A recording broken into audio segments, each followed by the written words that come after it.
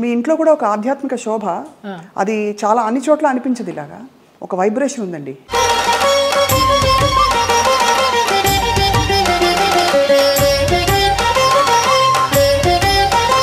ఇంట్లోకి రాగానే ఒక దేవాలయంలోకి వచ్చిన అనుభూతి అనేసి అంటారు. మీకు నచ్చినట్టు బతికారు దాదాపుగా. కరెక్టా? అవును. సీతమ్మ ఎవరి మాట వినదని, పోగొట్టుకున్నా సంపాదించిన ఎన్ని ఒడిదుడుకులు అయినా కూడా నేను ఎవరిని బ్లేమ్ చేసేందుకు లేదు.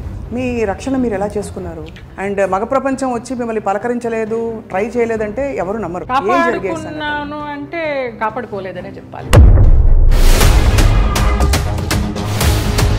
తలుపులు కొట్టేవారు. ఒక ఆర్టిస్ట్ అయితే నువ్వు తలుపు తీస్తావా లేకపోతే నేను ఇక్కడ ఊరేసుకొని చచ్చిపోనా అని అడిగాడు. పెద్ద ఆర్టిస్టా? పెద్ద ఆర్టిస్ట్. ఒక బంధం కోరుకున్నారా మీతో, లేక కేవలం బంధం లేదు, ఏం లేదు, బాగుండేదాన్ని. ఎలా తప్పించుకున్నారు? కొన్ని తప్పించుకున్నాను, కొన్ని తప్పించుకోలేక.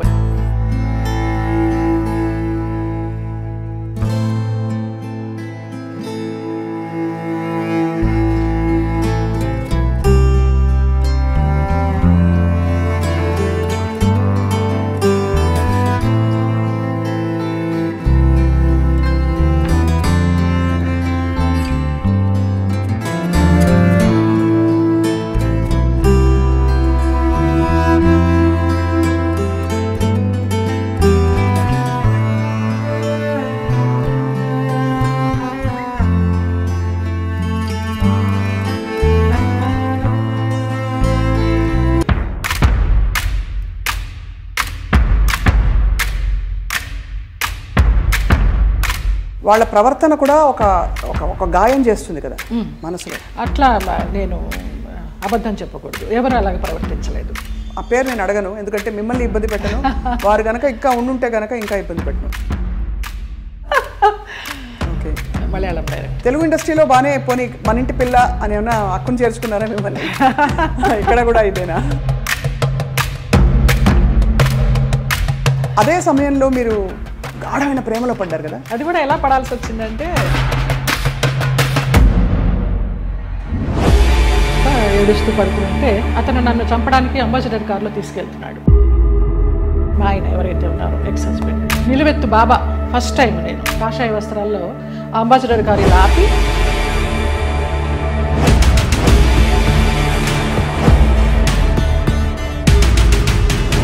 ఆ మన్నాడు పరుచూరు గోపాలకృష్ణ గారు, చలపతిరావు గారు వీళ్ళంతా మన విరుగంబాకం పోలీస్ స్టేషన్కి ఫోన్ చేసి ఇలాగ మా అమ్మాయి అప్పుడు యాక్సిడెంట్ అయ్యి పడిపోతే ఈ నడుము దగ్గర నుంచి చచ్చిపడిపోయింది అంటే, నాకు మళ్ళీ అతను లైన్లోకి వస్తే నేను నెలకి మెడిసిన్స్కి 5,000 రూపాయలు పంపించేదాన్ని. మీరు చెప్పే ఈ సంఘటనలు ఊహించుకుంటే కూడా, అంటే మీరు శరత్ బాబు గారు ఉన్నా కూడా చెప్పేదాన్నేమో, లేరు కాబట్టి ఇంకా ఫ్రాంక్గా చెప్తాను. చాలా ఫ్రాంక్గా ఫస్ట్ టైం చెప్తున్నాను నేను. మీ జీవితంలో కీలక పాత్ర పోషించిన వ్యక్తులు గుమ్మడి గారు ఒకరు. అసలు అంత లింకప్ చేయాల్సిన అవసరం ఎందుకు వచ్చింది? నా కోసం సులా అని ఒక వైన్ బాటిల్ తెప్పించేవారు రోజు 800 పెట్టి, ఇది నీకే, ఇది జయమ్మకే, వేరే ఎవరు ముట్టుకోవద్దనేసి. ఒక 4-5 సంవత్సరాలు జర్నీ చేశాము. ఇప్పుడు అటు నుంచి వెళితే నాకు ఆ ఇల్లు చూస్తే మాత్రం ఏడుపు వస్తుంది. అక్కినేని నాగేశ్వరరావు గారు అన్నారు, ఆయన పోయిన తర్వాత అక్కడ నుంచుని ఉంటే పిల్లలందరినీ పలకరిస్తూ నా భుజం తట్టి,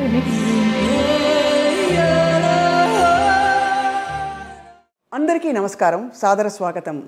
ఐ డ్రీమ్ మీడియా సగర్వంగా సమర్పిస్తున్న ప్రత్యేక కార్యక్రమం సిల్వర్ స్క్రీన్ లెజెండ్స్. బాహ్య సౌందర్యం తల్లిదండ్రుల వల్ల మనకు కలుగుతుంది. ఆత్మ సౌందర్యం భగవదేచ్ఛ.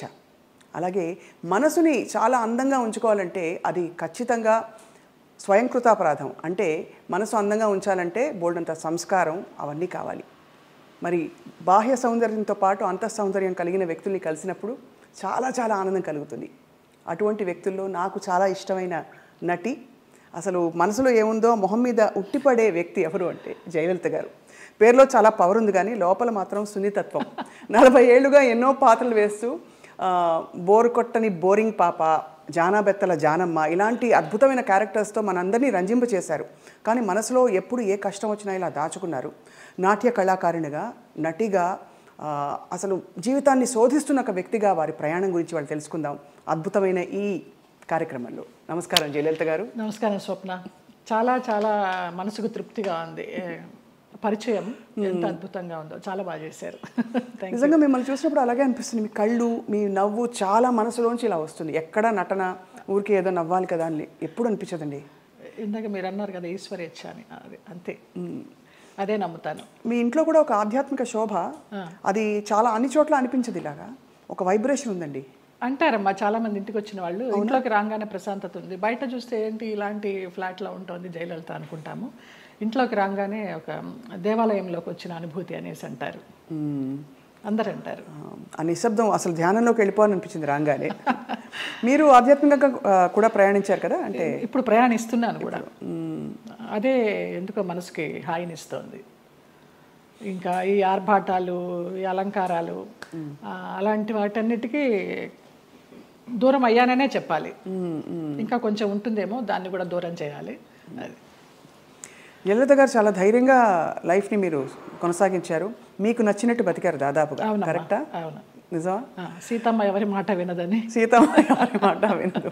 పోగొట్టుకున్న, సంపాదించిన ఎన్ని ఒడిదుడుకులు అయినా కూడా స్వయంకృతాపరాధం మీరు అన్నట్టు.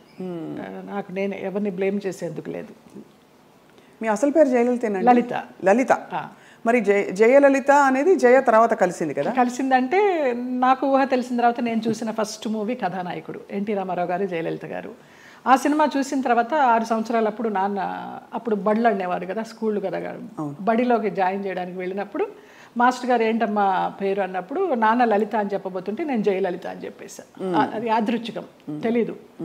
ఆ సంఘటన ఒకటే గుర్తుంది కానీ ఎందుకు చెప్పానో తెలియదు. జయలలిత అని చెప్పేసా. అప్పటి నుంచి జయలలిత. జయలలిత అనగానే ఆవిడ పవర్ఫుల్ జయలలిత గారికి గుర్తొస్తారు. కానీ ఇక్కడ తెలుగునాట మీరు అంటే మీ ఏం చెప్పాలి, వర్చస్సు, ఒక అందం, ఒక గ్రేస్ ఏదైతే ఉందో ఆ జయలలిత గారికి ఈ జయలలిత గారికి పోలిక పడతారు. మీరు నమ్మచ్చు నమ్మకపోవచ్చు, అతిశయోక్తి అనుకోవచ్చు. మొన్న నేను కేరళ ఒక ఆయుర్వేదం ట్రీట్మెంట్కి వెళ్తే డీటాక్స్కి, అక్కడ వాళ్ళందరూ అన్నారు ఆ జయలలిత మీరు ఒకలాగానే ఉన్నారమ్మా అనేసి. ఫస్ట్ టైం ఆ గ్రూప్ అంతా అన్నారు. జయలలిత గారు, మీరు నాట్య కళాకారునిగా మీ అభ్యాసం మొదలుపెట్టినప్పుడు అప్పుడు మీ మనసులో ఏముండేది? తల్లిదండ్రులు చెప్పి మంచి డాన్సర్ అవ్వాలనుకునేవారా, లేదు అందరిళ్లలో నేర్చుకుందాం? అసలు నా నాట్యాభ్యాసం ఎలాగా మొదలైందంటే అక్కకి నేర్పిస్తున్నారు. అక్కకి నేర్పిస్తున్నప్పుడు నేను చూస్తూ నేను కూడా నేర్చుకుంటాను అని ఏడ్చాను 5 సంవత్సరాలు.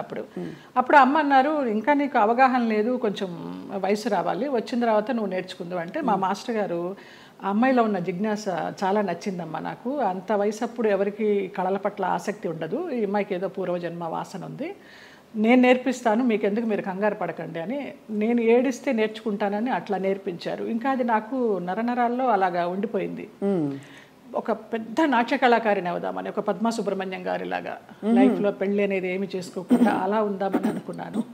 బట్ నాన్నకి జర్నలిస్ట్ అవడం వల్ల, సినిమా వాళ్ళతో సంబంధాలు ఉండడం వల్ల, మీ అమ్మాయి బాగుంది, కలర్ అది, హైట్ అది బాగుంది అంటే ఆ అమ్మాయిని హీరోయిన్ చేయాలి అనేసి ఎన్ని పెళ్లి సంబంధాలు వచ్చినా కూడా వద్దు, మా అమ్మాయి అయితే పెళ్లి మంచి హీరోయిన్ అవ్వాలి, లేకపోతే డాన్సర్ అవ్వాలని ఆయన అలాగా కలలుగా అన్నారు. ఆయన కోరిక ప్రకారం ఆర్టిస్ట్ అవ్వాల్సి వచ్చింది.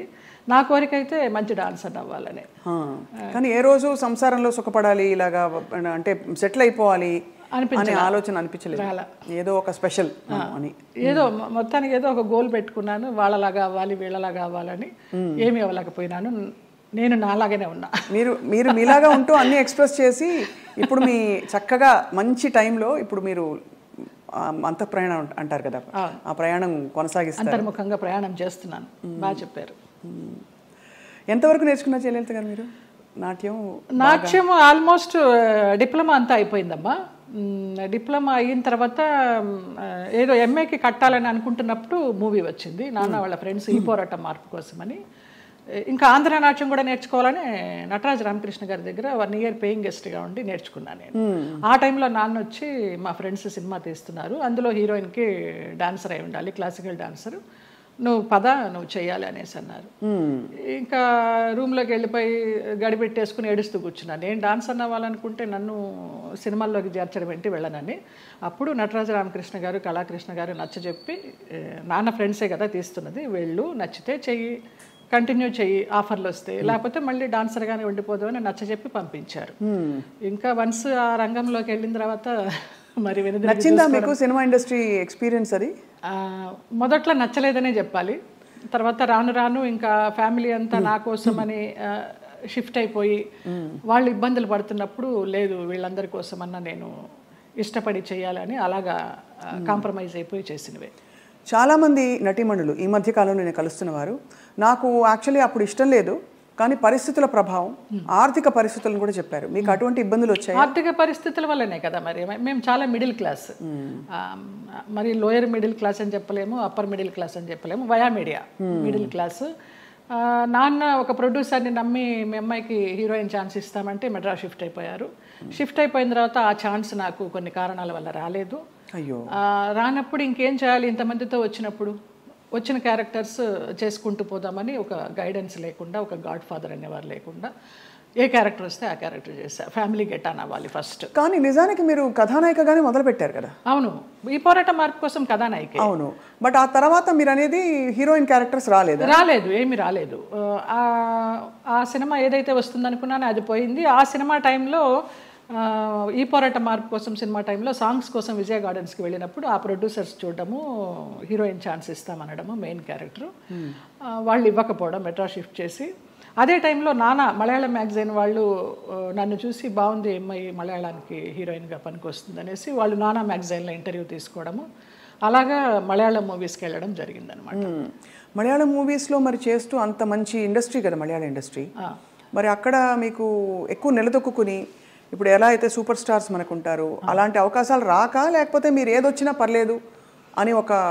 అలా కూడా కాదు. మలయాళంలో ఫస్ట్ నేను చేసింది ఉప్పు మూవీ, ముస్లిం సబ్జెక్ట్, తల్లి కూతురు నేనే, జ్యువెల్ రోలు. నాకు దానికి Kerala best actress state award కూడా వచ్చింది. అవును. తర్వాత ఐవిశశి గారు అప్రోచ్ అయ్యారు. అప్రోచ్ అయితే మంచి డైరెక్టర్. అప్పుడు అంటే తెలియదు మనకి ఎలా ఉంటుంది, ఊరికే అవుట్లైన్ చెప్తారు కానివ్వండి, మంచి గ్లామర్ రోలు, కమల్ హాసన్ గారి పక్కన అనేసరికి చాలా ఆనందంగా ఉంటాం కదా. ఫస్ట్లోనే కమల్ హాసన్ గారి పక్కన ఉలగ నాయగన్ ఆయన పక్కన వచ్చింది అని. ఆ ముగ్గురు హీరోయిన్లు శోభన, గీత, నువ్వు అని చెప్పారు. ఓకే అనేసి ఒప్పేసుకున్నాను. అది కట్ చేస్తే విలన్ వైఫ్ వ్యాంపిష్. దాని తర్వాత రామానాయుడు గారు ఇంద్రుడు చంద్రుడిలో కమల్ హాసన్ గారి సెక్రటరీగా ఎవరు బాగుంటారంటే కమల్ హాసన్ గారు నన్ను రికమెండ్ చేశారు. ఆ అమ్మాయి ఎవరో చేసింది జయలలిత, చాలా బాగుంది, ఆ అమ్మాయిని పెట్టండి అని. అలాగే ఇంద్రుడు చంద్రుడిలో కూడా ఒక టైప్ ఆఫ్ వ్యాంప్. అలా కంటిన్యూ అయిపోయినాయి. కానీ శృతిలయల్లో ఒక పాంచాలి క్యారెక్టర్ కానీ, రాజశేఖర్ని మాయ చేసి అతని చేత ప్రోగ్రామ్స్ ఇప్పించి కమిషన్లు అవి తీసుకుని ఆ టచ్ ఉన్నవే వచ్చినాయి అన్నీ నాకు. ఒకలా చూస్తే దానికి ఒక ప్రత్యేక స్థానం ఉంది, అదేం తక్కువని కాదు. కానీ కాదు, అప్పట్లో కాలంలో ఎల్ విజయలక్ష్మి గారు వాళ్ళు ఎంత బాగా చేసేవారు అది.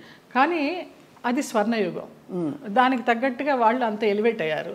ఇంకా కొంచెం రాను వెండి యుగాలు, ఈ రాగి యుగాలు ఇవన్నీ వచ్చేసరికి అప్పుడు వాళ్ళు డాన్సర్స్ చేసిన, వ్యాంప్ చేసిన, హీరోయిన్స్ చేశారు, అన్నీ చేశారు. ఆ డైరెక్టర్స్ అంత క్రియేటివిటీ ఉన్న డైరెక్టర్స్. ఇప్పుడు వాళ్ళు కాదని చెప్పడం లేదు, వాళ్ళు ధైర్యం చేసి అన్ని రకాల క్యారెక్టర్లు ఇచ్చేవారు ఒక ఆర్టిస్ట్కి. గిరిజ గారు మామూలుగా కమెడియన్ చేసి నాగేశ్వరరావు గారి పక్కన హీరోయిన్ చేయలేదా? అలా మా తరానికి వచ్చేసరికి వ్యాంప్ అంటే వ్యాంపే, చెల్లెలంటే చెల్లెలే, అలాగైపోయింది. సరే ఏదో ఒకటి, మనకి కళారంగం మనల్ని ఆదరించింది, అభిమానంగా పిలుస్తున్నారు, మన కుటుంబాన్ని పోషిస్తోంది అనే ఒక సద్బుద్ధితోనూ ఒక మంచితనంతోనే అలా గెట్ ఆన్ అవుట్ వచ్చి, అంటే దాదాపు జీవితం నిర్ణయించిన విషయాలని మీరు స్వీకరిస్తూ ఒక నదిలా ప్రవహిస్తూ వచ్చేసారు. అంతే. అది కొంచెం మెచ్యూరిటీ వచ్చిన తర్వాత ఇంకా ఇది కర్మ సిద్ధాంతాన్ని నమ్మడం అలవాటు చేసుకున్న తర్వాత మనకి ఏది ప్రాప్తమో అదే, ఏది రావాలో అదే వస్తుంది, ఎప్పుడు రావాలో అప్పుడే వస్తుంది అన్న తర్వాత మనసుకి చాలా ప్రశాంతంగా హాయిగా ఉంది. ఇంత అందమైన జయలలిత గారు అప్పుడు ఒక అమ్మాయి, అఫ్కోర్స్ నాన్నగారికి పరిచయాలు ఉన్నప్పటికీ కూడా ప్రతి చోటికి నాన్నగారు రాలేరు కదా, మీ రక్షణ మీరు ఎలా చేసుకున్నారు? చుట్టూ ఉంటే మగ ప్రపంచం, అండ్ మగ ప్రపంచం వచ్చి మిమ్మల్ని పలకరించలేదు, ట్రై చేయలేదంటే ఎవరు నమ్మరు. అవును, అంటే అది జగమెరిగిన సత్యం. అలా అని వాళ్ళని ఏం అండలేదు. బట్ ఈ ప్రపంచంలో ఎలా మిమ్మల్ని మీరు కాపాడుకున్నారు? కాపాడుకున్నాను అంటే కాపాడుకోలేదనే చెప్పాలి. కాపాడుకోలేదు, ఎందుకు అబద్ధం చెప్పడం. పరిస్థితులకు అనుగుణంగా వెళ్ళాను, అందువల్ల నేను పెద్ద ఇబ్బందులు ఏమీ ఎదుర్కోలేదు. కొంచెం ఫ్రెండ్లీగానే మూవ్ అవుతూ, నవ్వేస్తూ. అది వరకు ల్యాండ్ లైన్లు ఉండేవి, ఫోన్లు, ల్యాండ్ లైన్ తీసి పక్కన పెట్టేసేవాళ్ళం. అవుట్డోర్ వెళ్తే తలుపులు కొట్టేవారు. ఒక ఆర్టిస్ట్ అయితే నువ్వు తలుపు తీస్తావా లేకపోతే నేను ఇక్కడ ఊరేసుకొని చచ్చిపోనా అని అడిగాడు. పెద్ద ఆర్టిస్టా? పెద్ద ఆర్టిస్టే ఒక కాలంలో. అంటే ఎందుకు అడుగుతున్నానంటేనండి, మరి అది వాళ్ళు ఒక బంధం కోరుకున్నారా మీతో, లేక కేవలం బంధం లేదు, ఏం లేదు, బాగుండేదాన్ని, యంగ్లో ఉన్నాను, మంచి పర్సనాలిటీ, వ్యాంప్ క్యారెక్టర్లు వేస్తున్నాను, కూడా అదే అయి ఉండొచ్చు అనే ఒక అపోహ. ఎలా తప్పించుకున్నారు? కొన్ని తప్పించుకున్నాను, కొన్ని తప్పించుకోలేకపోయాను. తప్పలేదు.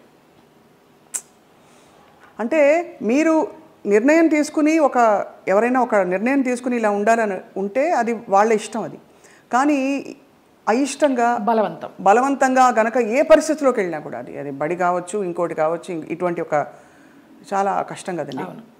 ఒకసారి అలాగే ఒక డైరెక్టర్ని రిజెక్ట్ చేశాను అనేసి అతను ఆ క్యారెక్టర్ కట్ చేసి పంపించేశారు. పర్లేదు అనుకున్నాను. అలా కూడా జరిగిన సందర్భాలు. ఆ రోజుల్లో ఎలా ఉండేది జయలలిత గారు మీకు? అంటే మనసులో ఇలా జరుగుతోందని ముందే తెలుసా? వాళ్ళు తలుపులు కొట్టేటప్పుడు భయం వేసేదా, లేకపోతే తెలుసు ఎలా తప్పించుకోవాలనే ఆలోచన తప్పించి ఆ భయాలు అవేమీ లేవు. తలుపులు బద్దలు కట్టలేరు. మన్నాడు ఏమన్నా అడిగినప్పుడు ఏదో దాటేస్తాం, ఏదో ఒక రీజన్ చెప్తాం. అవునా నిద్ర పట్టేసింది, ఫోన్ వినిపించలేదనో, తలుపు చప్పుడు వినిపించలేదనో, ఇలాగే మేనేజ్ చేసుకుంటూ కొన్ని తప్పించుకుంటూ, కొన్ని తప్పించుకోలేక, కొన్ని తప్పనిసరిగా. కష్టం, చాలా కష్టం. అయితే కష్టమని అనుకోలేదు. అంటే ఒకసారి పోయినా 100 సార్లు పోయినా పోయింది అంతే. ఇక మనకేం అది ఫీలింగ్ ఉండదు. అంటే కరెక్టేలేండి మీరు అన్నట్టు. అంటే ఆ టైంకి మీరు ప్రాక్టికల్గా సమాధాన పడిపోయారు అంతే. దానికి అంతే. ఒకటే ఏమో, నా వాళ్ళు బాగుండాలి. ఎలాగో వచ్చాను, నేను చెడిపోతే చెడిపోయాను, నా వాళ్ళు బాగుండాలి, అంతే. ఆ మంచి మనసుతోనే వచ్చాను కాబట్టి ఇప్పటికీ నన్ను భగవంతుడు ఈ రకంగా చూస్తున్నాడు. 40 years ఇండస్ట్రీలో అని ఒక నమ్మకం. ఇప్పుడు అందరూ బాగున్నారు. చాలా సున్నితమైన ఒక ప్రశ్న అండి ఇది. అడగచ్చు అడగకూడదు, కానీ ఈ సోకాల్డ్ ప్రముఖులు వాళ్ళు వీళ్ళు మిమ్మల్ని ఇలాగా ఇబ్బంది పెట్టి, సరే వాటెవర్ ట్రై చేసి అది బలవంతంగా మీరు తలొగ్గినప్పుడు గౌరవం ఉంటుందా, లేకపోతే కేవలం జస్ట్ వాళ్ళ వాళ్ళ వాళ్ళ ఇంకా పైశాచికత్వం? కానీ పైశాచికత్వం ఏమీ ఉండదు, గౌరవం ఉండదమ్మా. Just matter of fact, need అంతే. రెండు ఉండవు, అది మరీ పీక్ ఉండదు. కానీ అంటే ఎందుకు అడుగుతున్నానంటేనండి, ఆ టైంలో వాళ్ళ ప్రవర్తన కూడా ఒక గాయం చేస్తుంది కదా మనసులో. అట్లా నేను అబద్ధం చెప్పకూడదు, ఎవరు అలాగ ప్రవర్తించలేదు. పైశాచికము లేదు, ప్రేమ లేదు. ప్రేమ అసలు ఉండదు. ఒప్పుకొని వెళ్ళాము, అంతవరకు. వాళ్ళ నీడ్ అయిపోయింది, వచ్చాము. తర్వాత ఎలా ఉండేవారు వీళ్ళందరూ? బాగానే ఉండేవారు మామూలుగా. షార్ట్ అంటే షార్టే, అంతే అంతే. సో అది అలాగా ఒక ప్రొఫెషనల్ సిస్టంలో దాదాపు ప్రతి హీరోయిన్కి, ప్రతి అందమైన నటికి ఇది సర్వసాధారణమైపోయిన పరిస్థితులు వచ్చాయి అనే ఒక బాధతో తప్ప మరీ మిమ్మల్ని ప్రోబ్ చేసి ఇబ్బంది పెట్టాలని కాదు జయలలిత గారు. అయ్యో లేదమ్మా. ఎందుకు అది నామ్ అయిపోవాలి, ఎందుకు ఒక బెంచ్ మార్క్ అయిపోవాలి అని అంటే, మనం ఈరోజు అనేక కమిటీలు పెట్టడాలు, ఇండస్ట్రీ ఇతర వర్క్ ప్లేసెస్లో వేధింపుల కమిటీ ఉండాలని చెప్పి, అంటే వేధింపులని వ్యతిరేకించే కమిటీలు. బై గాడ్స్ గ్రేస్ మాకు అట్లాంటి వేధింపులు ఏం లేవు, కానీ తప్పలేదు. అంటే అది కరెక్టే. అంటే వేధింపులు లేకపోయినా ఒక పాయింట్లో మీరు ఎస్ చెప్పకపోతే మీకు అవకాశాలు తగ్గిస్తాం అన్నది ఒక వేధింపే కదా. అవును అవును. అంటే మీకు టాలెంట్ ఉండి కూడా చెప్పాను కదా, ఒక డైరెక్టర్ పంపించేశారు సుగం క్యారెక్టర్ అయిన తర్వాత అనేసి. ఆ పేరు నేను అడగను, ఎందుకంటే మిమ్మల్ని ఇబ్బంది పెట్టను. వారు గనక ఇంకా ఉండుంటే గనక ఇంకా ఇబ్బంది పెట్టను. లేరు, పోయినారా? Okay. Malayalam director. Okay okay. Telugu ఇండస్ట్రీలో బాగానే పోనీ మన ఇంటి పిల్ల అని ఏమన్నా హక్కును చేర్చుకున్నారా మిమ్మల్ని? ఇక్కడ కూడా ఇదేనా? హక్కున చేర్చుకోలేదు, చీకొట్టలేదు. రైట్. అదే సమయంలో మీరు గాఢమైన ప్రేమలో పడ్డారు కదా? అవునమ్మా. మలయాళం డైరెక్టర్. అది కూడా ఎలా పడాల్సి వచ్చిందంటే, నేను డేట్స్ ఇచ్చినప్పుడు నాన్న నాకు తెలియకుండా వేరే క్రాస్ బెల్ట్ మణి అని మన హీరోయిన్ మీనా వాళ్ళ మేనమామ, ఆయన కూడా ఒక కాలంలో ఒక ఈ సి గ్రేడ్ టైప్ ఆఫ్ మూవీస్కి మంచి పెట్టింది పేరు ఆయన. నేను చేసే సినిమాలు కూడా సి గ్రేడ్ సినిమాలే అప్పుడు, బీసీ గ్రేడ్. మీరు అంత ఓపెన్గా సి గ్రేడ్ సినిమాలు చేశానని చెప్తున్నారు కదా, అది ముచ్చటేసని చూసి ఎంత నిజాయితీగా చెప్తున్నారు అని చెప్పండి మ్యామ్. ఆ టైంలో నాన్న వాళ్ళకి ఇచ్చారు, నేను వీళ్ళకి ఇచ్చాను. అప్పుడు ఆ లొకేషన్కి వచ్చి ఆయన రౌడీయిజం చేయపోయినారు, క్రాస్ బెల్ట్ మని. అప్పుడు ఇతను నేను భయపడి ఏడుస్తుంటే నన్ను ఒక రూమ్లో ఉంచి నీకెందుకు, నేను ఉన్నాను కదా, నేను సమాధానం చెప్పి పంపిస్తాను, వాళ్ళు మాకు చుట్టాలి అన్నట్టుగా అలాగే పంపించేసరికి అబ్బా నా లైఫ్ని సేవ్ చేసి అతను దొరికాడు అన్నట్టుగా బ్లైండ్గా పడిపోయినా ప్రేమలో. ఆ తర్వాత బ్రహ్మానందం గారి డైలాగ్ లాగా ప్రేమించింది తర్వాత ప్రేమించాల్సి వచ్చింది అన్నట్టుగా కొంచెం కొంచెం తెలుస్తుంది అతని గురించి 7 yearsలో. అయినా కూడా ఏదో మొహమాటంలాగా కమిట్ అయిపోయినాం అన్నట్టుగా చేస్తూ వచ్చాను. అందరూ చెప్తూ వచ్చారు పెద్ద జెన్యూన్ కాదు, చూసుకో అనేసి. ఇక లాస్ట్గా అతను కూడా బ్లడ్తో లెటర్స్ రాసేసి ఒక మన ఇప్పుడు హార్డ్ డ్రింక్స్ అవి తాగుతారు కదా, మన విస్కీ తాగే ఒక బాటిల్ లాంటి దానిలో, అది విస్కీనో మరి బ్రాందీనో తెలియదు, అందులో పాయిజన్ పోసుకుని తాగుతాను, ఇంటి ముందరకు వచ్చేసి చచ్చిపోతానని అంటే ఇంకా అందరికీ ఇంట్లో వాళ్ళకి ఇష్టం లేకుండానే బలవంతంగా నేనే నగలు కొనుక్కొని నేనే పెళ్లి బట్టలు కొనుక్కొని, జయకృష్ణ గారు కొనిచ్చారు పెళ్లి బట్టలు. అలాగా కేరళ వెళ్ళిపోయి చోటానికరమ్మ కొచ్చిన్లో చాలా మహిమగల అమ్మవారు, అక్కడ మ్యారేజ్ చేసుకున్నాం. అప్పుడు ఇంట్లో వాళ్ళందరూ ఇంకా నామకే వస్తే వచ్చి అక్షంతలు వేసి భోంచేసేసి వెళ్ళిపోయారు. కాపురానికి పంపించడానికి ఎవరు నాకు కూడా ఉండడం కానీ ఏమీ లేదు.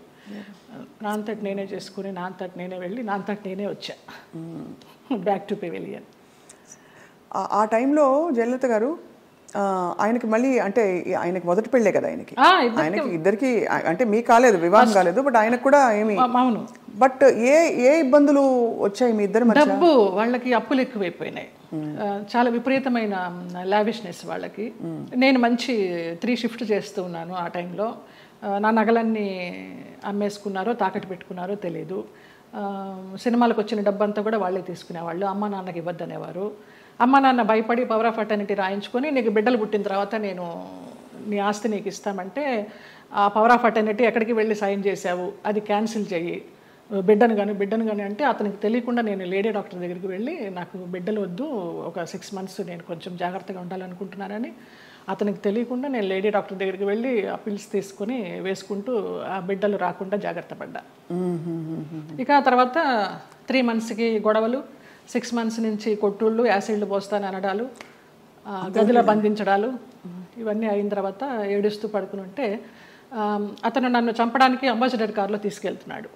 మా ఆయన ఎవరైతే ఉన్నారో ఎక్స్ హస్బెండ్ నిలువెత్తు బాబా. ఫస్ట్ టైం నేను కాషాయ వస్త్రాల్లో అంబాసిడర్ కారు ఇలా ఆపి నేను కూర్చున్న వైపు డోర్ తీసి నన్ను గబగబగా లాక్కెళ్ళారు. ఆ మన్నాడు పరుచూరు గోపాలకృష్ణ గారు, చలపతిరావు గారు వీళ్ళంతా మన విరుగంబాకం పోలీస్ స్టేషన్కి ఫోన్ చేసి ఇలాగ మా అమ్మాయి అపాయకరమైన పరిస్థితిలో ఉంది, మీరు వెళ్ళి ఆ అమ్మాయిని బయటికి తీసుకురావాలని చెప్పి అలా ఇంటికి తీసుకొచ్చారు నన్ను. ఆ బాబా సంఘటన అలా జరగడం, ఇక్కడ పరుచూరు గోపాలకృష్ణ గారు, చలపతిరావు గారు ఇలా సహకరించడం అంత యాదృచ్ఛికం. అంటే ఎవరో ఒకళ్ళు భగవంతుడు పంపిస్తాడు అంతే, ఆయన రాడుగా నేరుగా. అంటే మనసు పెట్టి మీరు ఇష్టపడి అన్ని వదులుకుని ఎవరు లేకుండా మీరు వెళ్ళి చేసుకున్న పెద్ద స్టేట్మెంట్స్ ఇచ్చేసి కళ్యాణం వచ్చినాక ఆగదనేసి అందరూ అనేవారు దొంగోళ్ళు బట్టి ముఖంలా ఉన్నాడు, ఎలా నచ్చాడు నీకు, ఎలా నమ్మావే అనేసి.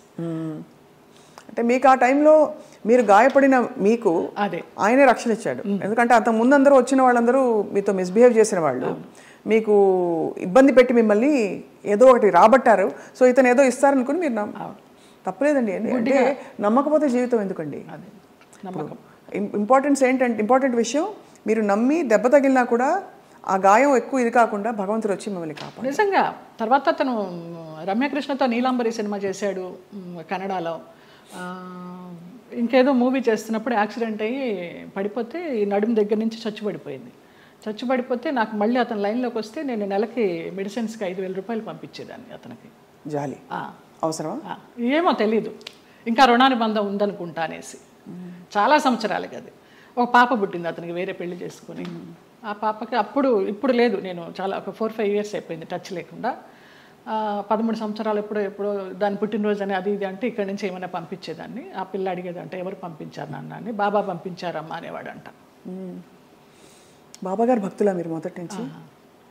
నాకు రమాప్రభమ్మ పరిచయం చేసింది బాబా గారిని ధవళేశ్వరంలో, నల్లబాబా. స్వతంత్ర భారతం అని మన నారాయణమూర్తి గారి సినిమాకి వెళ్ళినప్పుడు ఎందుకో గ్యాప్ వచ్చింది, నీకు ఒక బాబాని చూపిస్తారా అనేసి తీసుకెళ్ళారు ధవళేశ్వరం. అప్పుడు చూడడమే, ఆవిడే పరిచయం చేసింది. తర్వాత ఈ పెళ్ళి విడిపోతాను అన్నప్పుడు ఈ ఇన్సిడెంట్. తర్వాత ఇంటికి వచ్చి వారం రోజులు తర్వాత పడుకుని ఏడుస్తుంటే ఏంటి ఇలాగైపోయింది, బాగుంటాను అనుకున్నాను పెళ్లి చేసుకుని అని ఏడుస్తున్నప్పుడు ధవళ వస్త్రాల్లో నేను ఇలా పడుకుని ఏడుస్తుంటే నా పక్కన కూర్చుని ఆయన ఈ మడికాలు వేసుకొని ఇలాగా చేయి పెడితే నాకు కరెంట్ షాక్ కొట్టినట్టు అయిపోయింది. ఏం పర్లేదు నేను ఉన్నాను ఏడవకనేసి. ఆ 2 సార్లే కనిపించారు. తర్వాత 4 హారతులు చేసేదాన్ని ఇంట్లో, ఇంకెప్పుడు కనిపించలేదు నాకు ఆయన. కానీ మీరు చెప్పే ఈ సంఘటనలు ఊహించుకుంటే కూడా అంటే ఇంకా ఏమనాలో మాటలు రావట్లేదు. బాబా గారు వచ్చి పక్కన కూర్చుని ఆ అనుభూతి మీకు కలగడం నేను చాలా ఫీల్ అయినా. మా స్పర్శ ఒక ఏంటో అంటారు కదా 1000 ఓట్ల కరెంట్ షాక్ కొట్టినట్టు అనేసి, అలా ఒక ఆరాలాగా వచ్చేసింది 2 సార్లు. బాబా గారి కోసం ఒక పాట పాడరా, ఒక 2 లైన్లు. ఇక్కడే ఉన్నారు బాబా గారు అనిపించే అంత అద్భుతంగా చెప్పారు మీరు. నువ్వు లేక నాధలం బ్రతుకంతాయోమయం, నువ్వు లేక నాధలం బ్రతుకంతాయోమయం, బాబా ఓ బాబా ఇక నీ పరీక్షకు మేము పలేము, ఇటులీ నిరీక్షణ మేము పలేము, నువ్వు లేక నాధలం బ్రతుకంతాయోమయం, బాబా ఓ బాబా. ఎంత ముద్దుగా బుజ్జి తల్లిగా పాడారు. నాకు అది బ్రహ్మానందం గారు ఇచ్చారు ఆ బాబా. ఓ ఈ బాబా గారు బాబా డివోటీవ్ కదా అనేసి వాళ్ళ మేనేజర్ చేత ఇచ్చి పంపించారు. ఆయన అసలు ఒక అద్భుతం, ఆయనే ఒక అద్భుతం బ్రహ్మానందం గారు. తిరిగి వచ్చిన తర్వాత మరి పుట్టింటి వాళ్ళు ఏమన్నారు? ముందే చెప్పాం కదా, సంతోషపడ్డారు, వచ్చేసారని. మా అమ్మాయి మాకు వచ్చేసింది, మా సంపాదన మాకుంది అనేసి. కానీ ఒకటండి, మీరు ఏ మాట కా మాట ఓపెన్గా మాట్లాడుకుంటున్నాం కాబట్టి, పుట్టింటి వాళ్ళు కావచ్చు అత్తింటి వాళ్ళు కావచ్చు మిమ్మల్ని ఒక ఏటీఎం మెషిన్లో చూసారని అనిపిస్తుంది. అంతే.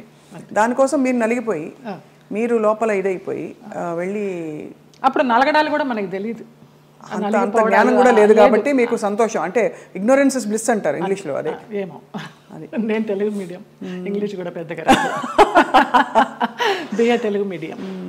అంటే సింపుల్గా చెప్పాలంటే ఎవరి పిచ్చి వారికి రక్షణ, ఆనందం కాకపోయినా మీకు తెలియనితనమే మీకు మళ్ళీ కాపాడింది. ఆ తర్వాత మళ్ళీ ఇప్పుడు సినిమాలు వరుసగా పరచూరు గోపాలకృష్ణ గారు, ఎంత చలపతిరావు గారు మీకు చేసిన, వాళ్ళే నిలబెట్టారమ్మా. తర్వాత రామానాయుడు గారు వాళ్ళంతా వాళ్ళే నిలబెట్టారు. కాకపోతే అప్పుడు ఉన్నంత ఇది డిమాండ్ లేకుండా ఉండే. ఒకసారి పెళ్లి చేసేసుకుని వెళ్ళిపోయి మళ్ళీ వచ్చి నా క్యారెక్టర్లన్నీ అప్పుడు సనా చేసేది ఆ గ్యాప్లో. ఆ తర్వాత అలా వస్తూ వచ్చినాయి, కానీ ముందరంత ఆ 90s ఉన్నంత డిమాండ్ లేదు. అంటే ఇది మరీ ఎక్కువ మొన్ననే, అంటే ఒక 20-25 ఏళ్ళ అంటే 92 సెప్టెంబర్ 3 మ్యారేజ్ చేసుకున్నాను. 93 సెప్టెంబర్ 3 1 ఇయర్ మ్యారేజ్ డే రాకుండానే విడిపోయాం మ్యూచువల్ అండర్స్టాండ్ మీద. తర్వాత ఏమి ఇబ్బంది పెట్టలేదా మిమ్మల్ని? ఏం లేదమ్మా అసలు. ఇంకేముంది, అన్ని తీసేసుకున్నారు కదా, ఇంకేముంది ఇబ్బంది పెట్టడానికి. డబ్బులు తీసేసుకున్నారండి? తీసుకున్నారు, చాలా ఖర్చు. అప్పుల వాళ్ళు వచ్చేవాళ్ళు, ఈయనేమో చనిపోతానని వెళ్ళేవాడు, అమ్మ భర్త సుమంగళితనం పోతుంది ఎలాగా అనేసి చెక్ మీద సంతకం చేసి ఇచ్చేస్తూ ఉండేదాన్ని. ఎంత కోల్పోయారు జయలలిత గారు? పోయింటాయమ్మా, ఒక 50 sovereigns గోల్డ్ లాగా పోయి ఉంటుంది, ఒక 25 lakhs క్యాష్ పోయి ఉంటుంది. సో దాదాపు ఆ రోజుల్లో చాలా ఎక్కువ కదా అది. 2-3 కోట్లు అనుకోండి ఈ రోజులు ఈజీగా. ఆ లెక్క కూడా తెలియదు మనకి. అంటే కానీ అదే బాధ చాలా. మీరు మీకోసం ఇష్టంగా ఎప్పుడైనా ఏదైనా కొనుక్కున్నారా? ఒక ఇల్లు, ఒక కారు, ఒక నగలో? అట్లా నగలు ఇష్టం. నేను కొనుక్కున్నప్పుడల్లా అమ్మ అడిగేది నాకు కూడా ఆ నగ కావాలి అనేసి. నేను ఏదైనా చీర కొనుక్కుంటే నాకు ఆ చీర కావాలని అడిగేది. ఒకప్పుడు నగలు చీరలు ఇష్టము. ఈ కార్లు ఇళ్ళు అంటారా నాకు తెలియదు. ప్రాపర్టీలు చేర్చుకోవడము, కొంచెం డబ్బు ఉంటే దాచుకోవడము, ఏదైనా కొనడము, అది పెరుగుతుంది అనుకోవడము, ఆ బిజినెస్ మైండ్ లేదు. అదే ఉంటే కనుక మరి ఇంత మీరు అన్ని పోగొట్టుకుంటారా చెప్పండి? అందరూ అనేవారు ఏదైనా స్థలం కొని పడేయమ్మా అని, వినేదాన్ని కాదు. అదే ఇల్లు, పెళ్ళి, పిల్లలు అన్ని ప్రాప్తంలో ఉండాలంటారు, అవి లేవు. చాలా దారుణం అండి. మీకు മലയാളം അറിയുമോ? അറിയും, നന്നായിട്ട് അറിയും. നന്നായിട്ട് 25 പടം అభినయించుండు మలయాళത്തിൽ. అంతే కదా, అంత పెళ్లి చేసుకున్నవాడు మలయాళి. అవును, తిట్టేదాన్ని మలయాళంలో. అవునా? పట్టి ఒకటి తెలుసు, పట్టి పట్టి కళూరుండ మోనే గాడిద. మలయాళ వంటలు కూడా వచ్చా జయలలిత గారు మీకు? అసలు నాకు మన తెలుగు వంటే రాదు, స్టవ్ అంటించడమే రాదు. ఓలన్ ఓలన్ ఓలన్ అంటే కాలన్ కాలన్ പച്ചടി കിച്ചടി എരിശ്ശേരി ഒന്നും അറിഞ്ഞൂടാ. ഒന്നും അറിഞ്ഞൂടാ. కాఫీ టీ పోలే അറിഞ്ഞൂടാ. ఇప్పుడు అసలు మీకు వంట రాదా? అసలు స్టవ్ అంటించడం రాదు తల్లి. ఎంత ముద్దుగా చెప్పారండి. ఎలా మరి ఎవరు చేసి పెడతారు? మా మేనమామ కొడుకు వాడు, నలభీమ పాకం వాడే అన్ని. మార్నింగ్ అక్కడ సోఫాలో కూర్చున్నానంటే నైట్ డిన్నర్ వరకు అన్నీ అక్కడికే వస్తాయి. అవ్వా, క్వీన్ అనమాట అంతే. పోతే పోనీ దునియా గోలీ మారు దునియాకు అంతే. ఒక సన్యాసి జీవితం, ఒక మహారాణి జీవితం అన్నీ. అయితే అప్పుడు మళ్ళీ మీరు పుంజుకుని తిరిగి వచ్చాక ఎవరు చెప్పేవారు మీకు మంచి చెడు ఇంత గాయం అయి తిరిగి వచ్చారు, రెమ్యూనరేషన్ ఎంత అడగాలి, రోల్ ఒప్పుకోవాలా వద్దా, రోల్ కట్ చేసేస్తే అడగాలా వద్దా, మీకు ఇవ్వవలసిన సౌకర్యాలు సెట్లో మీకు ఏదో ఇలాంటివి ఇస్తున్నారు, ఫ్లైట్ ఇస్తానని ఇవ్వలేదు, ట్రైన్ ఇచ్చారు, ఈ అడ్జస్ట్ అవ్వాలా లేదా, ఈ మంచి చెడులు ఎలా తెలిసేది మీకు? తెలీదమ్మా. ఇప్పుడు నేను చెప్తున్నాను కదా, ఒక మోస్తరు సినిమా అయితే వాళ్ళు ఏదో చెప్పేవారు, ఇన్ని రోజుల క్యారెక్టర్ అమ్మా అని. నేను ఒక రెమ్యునరేషన్ అడిగేదాన్ని, అది కాదమ్మా కొంచెం తగ్గించండి అనేవారు. సరే, కానీ రెమ్యునరేషన్ ₹1 తక్కువైనా పర్వాలేదు, కానీ మర్యాద తక్కువైతే మాత్రం నేను భరించలేను. టైంకి అన్నం పెట్టాలి. నేను బ్రాహ్మణ అమ్మాయిని, ప్యూర్ వెజిటేరియన్. మీరు పెరుగన్నం పెట్టినా చాలు, టైంకి పెట్టాలి. ఎప్పుడో 2 గంటలకి 3 గంటలకి బ్రేక్ ఇస్తానంటే నా వల్ల కాదు. ఒక 2 కొబ్బరి బొండాలు ఇవ్వాలి, ఒక 4 వాటర్ బాటిల్స్ ఇవ్వాలి, మంచి హోటల్ రూము, అవుట్డోర్ అయితే. ఇక్కడైతే నేనే ఇంట్లోనే ఉండి వెళ్తాను. ఇంతే తప్పించి పెద్ద హైలీ డిమాండ్స్ ఏమీ ఉండేవి కాదు నాకు. అమ్మ ఫ్లైట్ దొరకలేదు, ట్రైన్ అన్నారు అనుకోండి, ఆ చెలో పదండి. కానీ చాలామంది మేనేజర్లు టికెట్ కన్ఫర్మేషన్ లేకుండా ఎక్కించేసేవాళ్ళు మమ్మల్ని. అయిపోయిందమ్మా అయిపోయింది అనేసి. తర్వాత మేము ఎన్ని ఇబ్బంది పడిన సందర్భాలు ఉన్నాయో టీసీ దగ్గర. పాపం వాళ్ళు మాకు అప్పుడు ఫేస్ వాల్యూ ఉంది కాబట్టి ఏదో సీట్ ఇచ్చో, లేకపోతే ఇంకొక ఊర్లో బర్త్ ఖాళీ అవుతుందమ్మా అని అలా ఇచ్చో, అలాంటి ఇబ్బందులు పడ్డాం. అష్ట కష్టాలు పడ్డారు అయితే. ఇవన్నీ అంటే పార్ట్ ఆఫ్ ద గేమ్. కానీ ఆ టైంలో మరి మీ మేకప్, మీ చర్మ సౌందర్యం ఇవన్నీ తెలిసిండేదా? ఇలా చేసుకోవాలి, ఫేస్ ప్యాక్ చేసుకోవాలి? అసలు తెలియదు నాకు. అసలు ఇంతవరకు సెల్ఫ్ మేకప్ తెలియదు. నేను ఇవాళ కూడా చేసుకోలేదు. మీరు చూడండి, ఎప్పుడు చేసుకోను. నేను మేకప్ మ్యాన్ ముందర కూర్చుంటాను, మీకు ఏది వస్తే అది చేయండి అంటే. మీకు అసలు మేకప్ ఎందుకండి అవసరం లేదు? ఏదో ప్రత్యేక క్యారెక్టర్కి ఏదో పెద్ద పెద్ద బొట్లు పెట్టి కాటుకలు పెట్టి చేయాలంటే తప్ప. వాళ్ళందరూ నవ్వుతారు, అదేంటమ్మా 40 సంవత్సరాల నుంచి ఉన్నారు, మొన్న మధ్య టీవీ సీరియల్స్ చేసినప్పుడు కూడా మీరు సెల్ఫ్ చేసుకోరా అని. నేను సెల్ఫ్ మేకప్ చేసుకోను, నా దగ్గర మెటీరియల్ ఉండదు. ఓన్లీ ఆ టచ్అప్ క్లాత్, స్పాంజ్, ఒక గిన్నె తీసుకెళ్తా అంతే. మిగతాన్ని మీరే చేసుకోండి, ఎలా చేసుకుంటారు.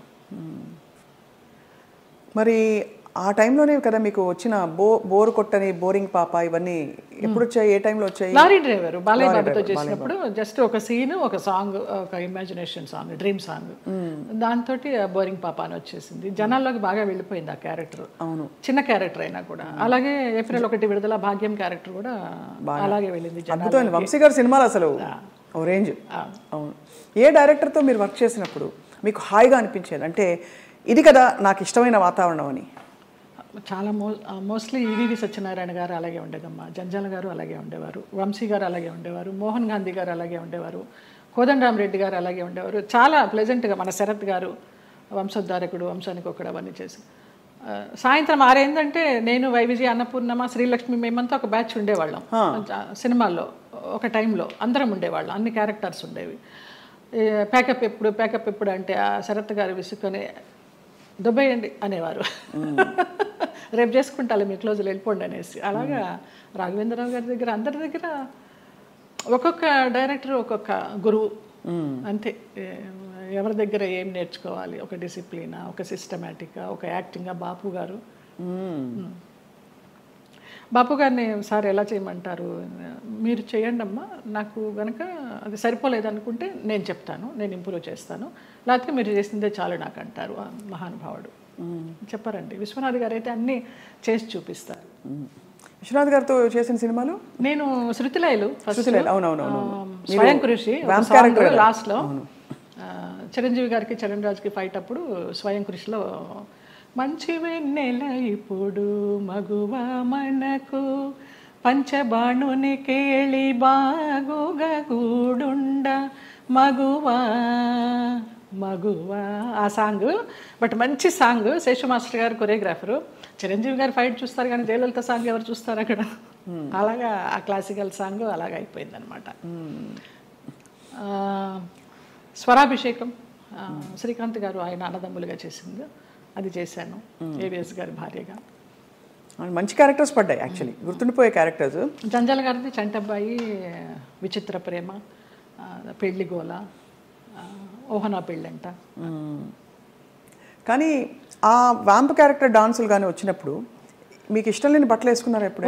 అన్నీ పొట్టి పొట్టి బట్టలు వేసేసుకుని నుంచునే వాళ్ళము. మేకప్ మ్యాన్లు స్టాకిన్స్ ఉండేవి కదా అప్పుడు మాకు, మొత్తం గోడకి సున్నం కొట్టినట్టే కొట్టేవారు. ఇలా ఉన్నా కూడా కొంచెం ఎక్కడెక్కడ ప్యాచెస్ ఉన్నాయో, మోకాలు అవి ప్యాచెస్ ఉన్నాయని మొత్తం పెయింట్ కొట్టి అలా నుంచునే వాళ్ళం బొమ్మలాగా.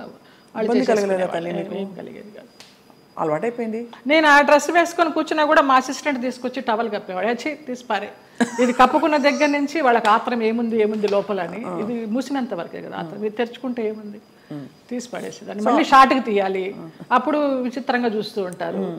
మనకి షార్ట్ కాన్సన్ట్రేషన్ ఉండదు. ఇప్పటి నుంచి ఇలాగే కూర్చుంటా. మానవ నైజం అండ్ అందులో మీలాంటి ఒక స్త్రీ, అంటే ఇంత కష్టం చూసిన స్త్రీ ఎంత దెబ్బతిన్నా కూడా నేర్చుకోకుండా మళ్ళీ మళ్ళీ ప్రేమలో పడడం సహజం. సో మళ్ళీ అలా పడ్డారా? అంటే పడలేదా? భగవంతుడు నన్ను రక్షించాడు. కానీ ట్రై చేస్తుంటారు కదా చాలా మంది, అంటే ప్రేమలో పడ్డానికి ఎవరు ట్రై చేయలేదమ్మా. ఉంచుకుంటామని, మళ్ళీ రెండో పెళ్లి చేసుకుంటామని. నాకు ఇంట్రెస్ట్ లేదు, నాకు భయం. ఒక పెళ్ళి చాలు, అయిపోయింది దాంతో ఎక్స్పీరియన్స్. చాలా మంది కాంప్రమైజ్ అయిపోతారు కదా, ఏదో ఒక తోడు, ఏం లేని చోట ఒక తోడు ఉంటుందని. అలా అనిపించలా. అన్నపూర్ణమ్మ వాళ్ళందరూ కూడా అనేవారు, కనీసం పెళ్లి చేసుకోకపోతే ఎవరన్నా బిడ్డనన్నా పెంచుకో, నీకు వయసు అయినప్పుడు ఆసరాగా ఉంటారని. అక్క పిల్లలు అన్న పిల్లలు అందరూ ఉన్నారు చాలు. అది కూడా అనిపించలే. నాకు ఒక బిడ్డ, నాకు ఒక సంసారం, మళ్ళీ పెళ్ళి, మళ్ళీ ప్రేమ చాలు ఒకటి. అమ్మ బాబోయ్, అవును, ఎంత గాయం అయింటుందో మీకు అర్థమవుతుంది. మీరు నేర్చుకోవడం గొప్ప విషయం. గాయం ఎంతైందో తెలియదు కానీ దాని మీదకి వెళ్ళాల, డైవర్ట్ అవ్వాల నేను. బట్ ఏదో ఒక ఏంటి లైఫ్ అనుకుంటే ఏమొచ్చేది మీకు ఆన్సర్?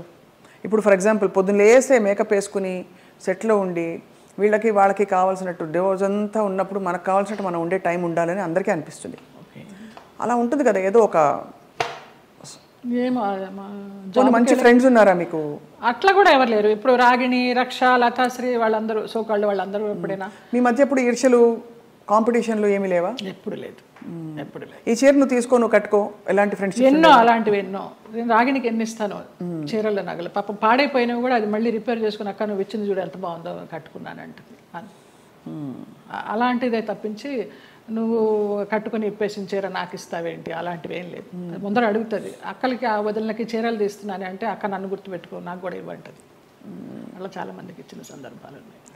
సో 90వ దశకం ఆరంభంలో మీకు మ్యారేజ్ ఫెయిల్ అయిన తర్వాత దాదాపు మీరు ఒంటరి ప్రయాణమే. ఒంటరి ప్రయాణం. అమ్మ నాన్న వాళ్ళు? అమ్మ నాన్న 99లో అమ్మ పోయింది, 2005లో నాన్న పోయారు. తర్వాత 2003లో నేను హైదరాబాద్ షిఫ్ట్ అయ్యాను. అక్కడ ఉన్న ఒక ఇల్లు అమ్మేసి అక్కల అన్నలు అందరూ వేరే వేరే కాపురాలు పెట్టేసుకున్నారు.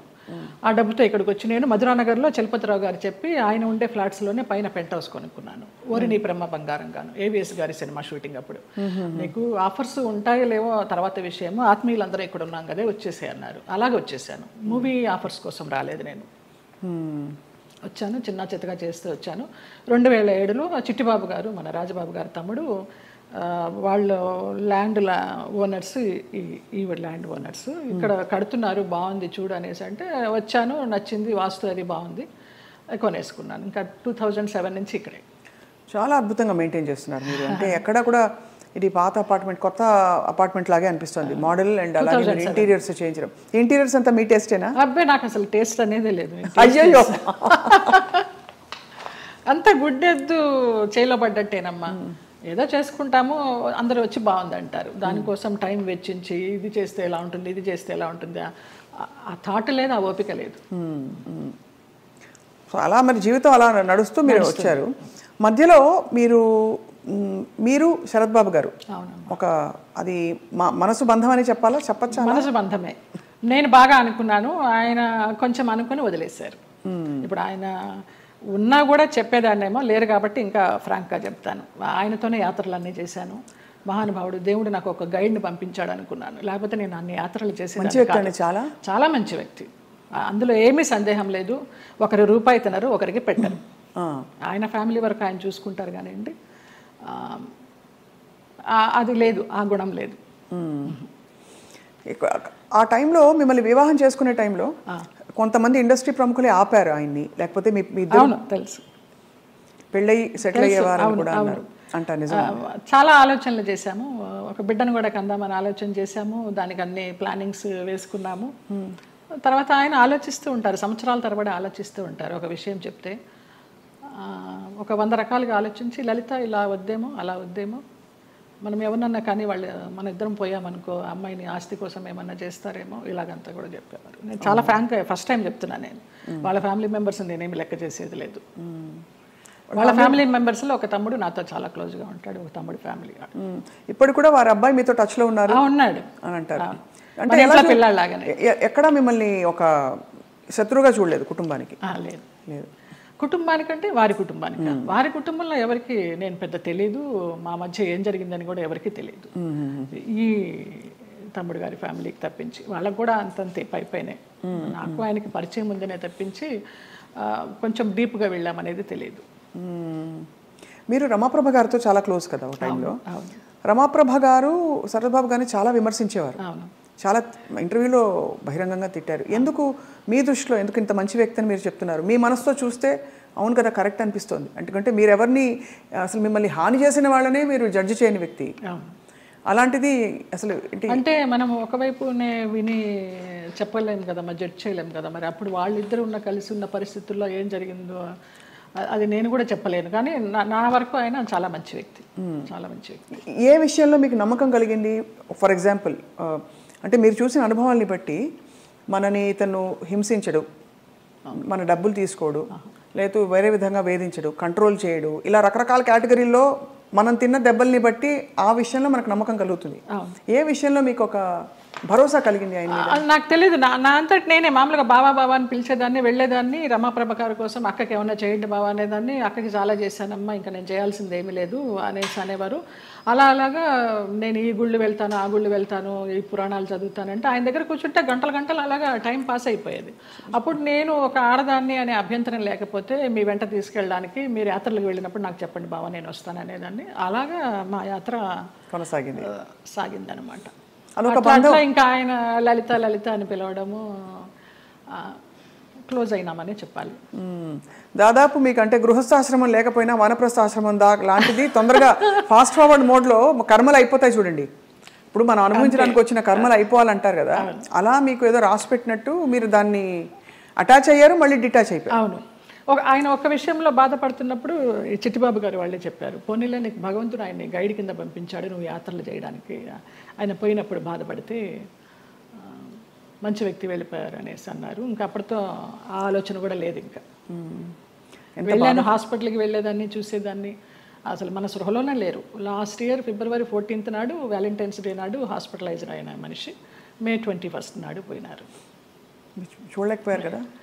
చూడలేకపోయిన వాళ్ళం. బావా బావా అని పిలిచేదాన్ని, అయ్యప్ప అని పిలిచేదాన్ని ఆయన్ని. ఆయన ఆధ్వర్యంలో ఇరుముడి కట్టుకుని నేను మండలం రోజులు అయ్యప్ప దీక్ష చేసి అయ్యప్పకే వెళ్ళాను. ఆయనతో వెళ్ళాలనుకున్నాను కానీ వెళ్ళలేకపోయినాను, నేను విడిగా వెళ్ళాను. అప్పుడు నేను ఇరుముడి కట్టుకునేటప్పుడు ఆయనే చెప్పారు నాకు మంత్రాలన్నీ. అట్లా అయ్యప్ప అని నా ఫోన్లో కూడా తత్వమసి అని ఫీడ్ అయి ఉంటుంది ఆయన పేరు. అయ్యప్ప తత్వమసి అంటే ఎంత మీరు మనసులో ఆయనకి చాలా చాలా ఆరాధించాను. ఆయనకి సేవ చేసుకుంటూ అలా ఉండిపోవాలనుకున్నాను. బట్ భగవంతుడు పడనిలా. లేదు, రుణం లేదు. అది అంతేనండి బంధాలు. బంధాలు అంతేనా? మరి అంతే అనుకోవాలి. రుణం ఉన్నంత వరకు మనం కలిసి ఉంటాం, తర్వాత అంతే. కూడబెట్టిన పుట్టిన వాళ్ళు మన బిడ్డలే. అలాంటప్పుడు ఇంకా బయట నుంచి ఎక్కడో వచ్చిన వాళ్ళు ఆ రుణం ఉన్నంత వరకే ఉంటారు. అది రుణాన్ని బంధ రూపేణ పశుపత్ని సుతాలయ. సో మరి ఉన్నంతకాలం కష్టపడి ఉంటే దాన్ని ఎలా చూడాలి?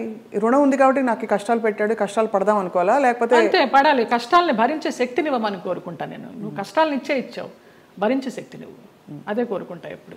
మరి ఎప్పుడు ఇది సరికాదు, సవ్యం కాదని ఇప్పుడు చాలామంది ఆడపిల్లలు, మీకు అయిన ఎక్స్పీరియన్స్, మీ పెళ్లిలో 6 నెలలలో ఒక హింస, ఒక ఎక్స్‌ప్లాయిటేషన్ ఉంది, బయటకు వచ్చేయాలని ఆలోచించిన పరిస్థితుల్లో ఎప్పుడు బయటికి రావాలనే స్ఫురణ ఎలా కలుగుతుంది? బికాజ్ భరిస్తాం, సర్దుకుంటాయన్న హోప్ ఉంటుంది. ఆ స్ఫురణ ఏం చెప్పిన మాట వినాలని మీ గైడెన్స్ అడుగుతున్నా. మీరు డైరెక్ట్గా పడ్డ వ్యక్తి కాబట్టి మీకు అర్థమైంది కదా ప్రశ్న. అది మన రాతలో ఉంటుంది, ఏదో అదృశ్యవాణి చెప్తుంది మనకి, భరించావు చాలు, ఇంకా ఇది చెయ్యి అని గైడెన్స్ వచ్చేస్తుంది అని. నాకు బ్లైండ్గా వెళ్తాను నేను అంతే. అంతే, అంత డీప్గా వెళ్ళి నాలెడ్జబుల్గా చెప్పాలంటే నాకు తెలియదు, కానీ అనిపిస్తుంది, మనకే అనిపిస్తుంది ఇంకా ఆ టైం అయిపోతుందని అనిపించినప్పుడు అది ఆటోమేటిక్గా వస్తుందని నేను అనుకుంటున్నాను. ఎంత ఇవాల్వ్ అయ్యారు మీరు స్పిరిచువల్గా, ఎన్ని కష్టాలు పడినా కూడా ఎంత పరిణితి తెచ్చుకున్నారు మీరు అంటే జీవిత ప్రయాణంలో. నేను కేరళ డీటాక్స్కి వెళ్ళినప్పుడు కూడా 14 days ఒంటరిగా ఉన్నాను. అప్పుడు నా లైఫ్ స్టైల్ మారిపోయిందమ్మా, మైండ్ సెట్ కానీ లైఫ్ స్టైల్ కానీ.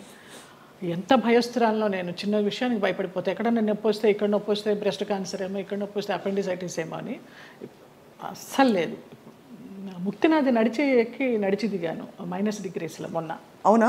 మొన్న రీసెంట్గా 4 days అవ్వలేదు. ఆ ముక్తినాథ్ ఒక ఇన్సిడెంట్ చెప్పాలి స్వప్న.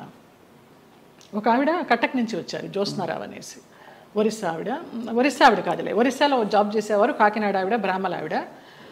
ఎవరు లేరు, నానే వాళ్ళు ఎవరు లేరు, తోడబుట్టిన అన్నదమ్ములు కానీ అక్క చెల్లెళ్ళు కానీ సంసారం కానీ పిల్లలు కానీ ఎవ్వరు లేరు. ఆవిడ బ్రహ్మచారిణి.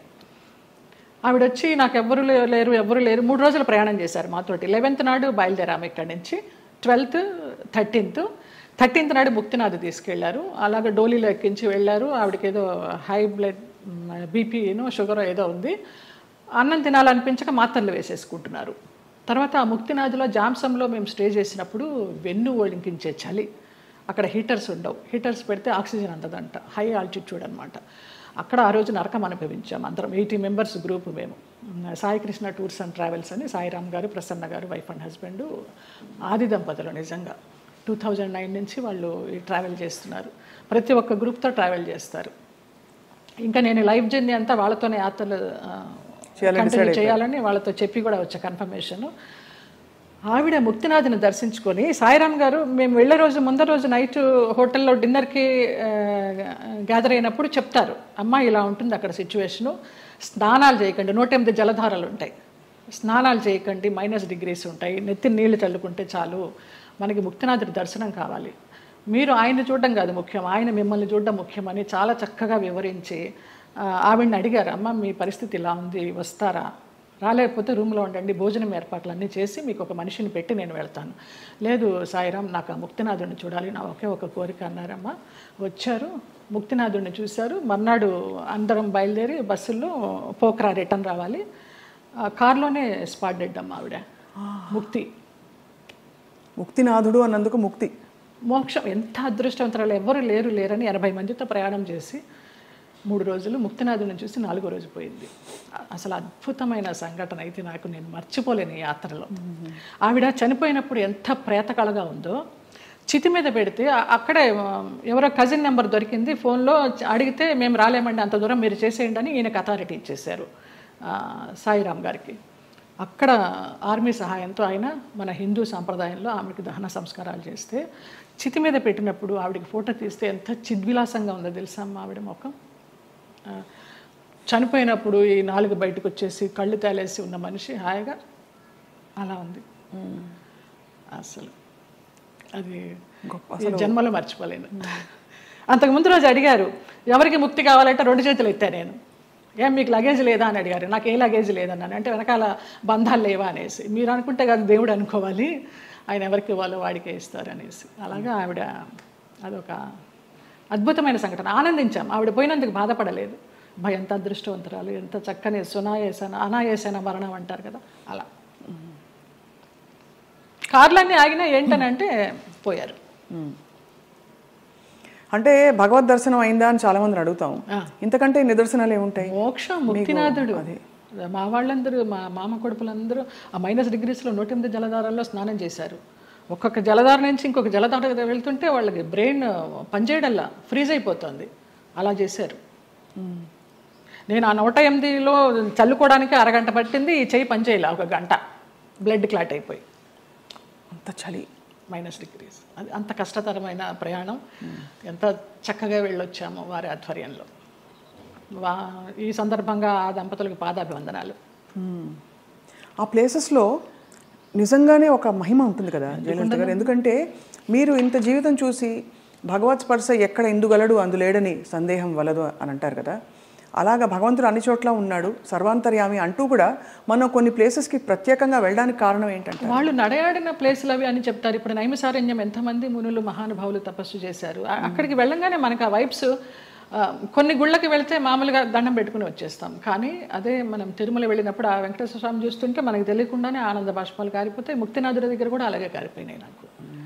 మన దేవుళ్ళ రూపాలు ఉండవు, ఏముండవు, వాళ్ళు నేపాల్ పద్ధతిలో తయారు చేస్తారు, అలా ఉన్నా కూడా వైబ్స్ ఉన్నాయమ్మా. అంతే, వాళ్ళు నడయాడిన ప్రదేశం. జనక్పూర్ వెళ్ళాము, సీతారాములు నడయాడిన ప్లేసు, వాళ్ళ కళ్యాణమైన ప్లేసు. చాలామంది మా గ్రూప్లో అక్కడికి వెళ్ళి దండలు మార్చుకున్నారు, మళ్ళీ సీతారాముల కళ్యాణం లాగా. అలాంటి వైబ్స్ ఉన్నాయి, అందుకే వెళ్ళాలి. ఇంట్లో కూర్చున్న భగవంతుడు దర్శనం ఇస్తాడు, అది వేరే విషయం. వాళ్ళు నడయాడిన ఆ పుణ్యభూమిలో నడిస్తే ఆ పాదధూళి మనకి కొంచెం పుణ్యం ఇస్తుందని. రెండోది మీరు అన్నట్టు ఆ ప్లేస్కి వెళ్ళిపోయాక మనం నేను ఫలానా, నేను స్వప్న, నేను జయలలిత, నేను సో అండ్ సో అన్నీ మర్చిపోయి, నేను జ్యోత్స్న మర్చిపోయి కేవలం ఒక అంకిత భావంతో ఒక డిజాల్వ్డ్ స్టేట్లో వెళ్తాం. అంతే, అది కూడా ఒక సర్వస్వ శరణాగతి అయిపోయి నువ్వు తీసుకొచ్చావు, నువ్వే చూసుకో, శరణాగతి అంతే. అందులో కూడా చాలా అద్భుతాలు మన లోపల జరుగుతాయి. అద్భుతాలు అంటే మన అహంకారం కరగడం అన్నీ కదా, మనకి తెలియకుండానే అది ఆ ఉద్వేగం అది అంతా వచ్చేస్తుందమ్మా. నేను సంజయ్తో అదే అన్నాను. సంజయ్ కదా ఇంటర్వ్యూ ఏర్పాటు చేసింది, సంజయ్ కిషోర్. నాకు గుంటూరులో చిన్నప్పటి నుంచి వాడు నన్ను కొట్టేవాడు. వాడు కొడుతుంటే నేను పరిగెత్తేదాన్ని. వాళ్ళ ఇల్లు పెద్ద ఇల్లు గుంటూరులో, పెద్ద ఇల్లు. కొడుతుంటే పరిగెత్తేదాన్ని, తర్వాత వాడిని ఎత్తుకునేదాన్ని.